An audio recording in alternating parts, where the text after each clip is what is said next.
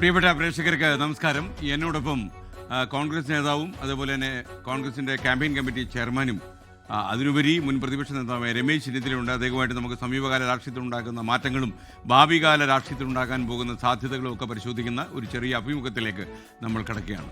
രമേശ് നമസ്കാരം. നമസ്കാരം. ഈ കോൺഗ്രസ് ഹൈക്കമാൻഡ് നിങ്ങളിലൊരു വിശ്വാസം ഇപ്പോഴും പുലർത്തുന്നതെന്ന് ഞാൻ മനസ്സിലാക്കുന്നു.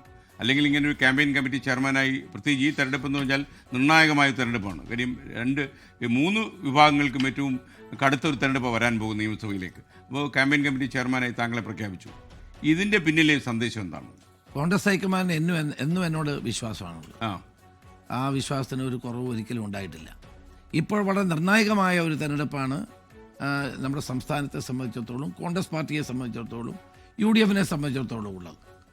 അപ്പോൾ ആധുനിക കാലഘട്ടത്തിലെ പ്രചരണ തന്ത്രങ്ങളും ആവിഷ്കരിച്ചുകൊണ്ട് പാർട്ടിയെ മുന്നണിയെ വിജയത്തിലേക്ക് നയിക്കുക എന്ന ചുമതലയാണ് എന്നെ ഏൽപ്പിച്ചിട്ടുള്ളത്.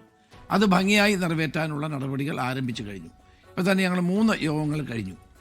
ആ യോഗങ്ങളിൽ ഞങ്ങൾ ചർച്ച ചെയ്യുന്നത് എങ്ങനെ ക്യാമ്പയിൻ ജനങ്ങളിലെത്തിക്കാം, ജനങ്ങളെ ആകർഷിക്കുന്ന ക്യാമ്പയിൻ എങ്ങനെ നടപ്പാക്കാം എന്നുള്ളതിനെ സംബന്ധിച്ചുള്ള വിശദമായ ചർച്ചകളാണ് നടന്നുകൊണ്ടിരിക്കുന്നത്.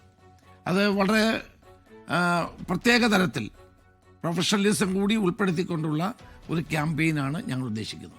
അപ്പോൾ അതിൻ്റെ ഒരു സാന്നിധ്യം കേരളത്തിൽ ജനങ്ങൾക്ക് അനുഭവപ്പെടും എന്ന് വിശ്വസിക്കാം. തീർച്ചയായും. ലോകത്തെവിടെയായാലും ഏത് സമയത്തും 24 വാർത്തകളും ഓഗ്മെന്റഡ് റിയാലിറ്റി പാക്കേജുകളും എക്സ്പ്ലെയിനറുകളും വിശദമായി കാണാൻ ഞങ്ങളുടെ YouTube ചാനൽ നിങ്ങൾക്ക് സബ്സ്ക്രൈബ് ചെയ്യാം.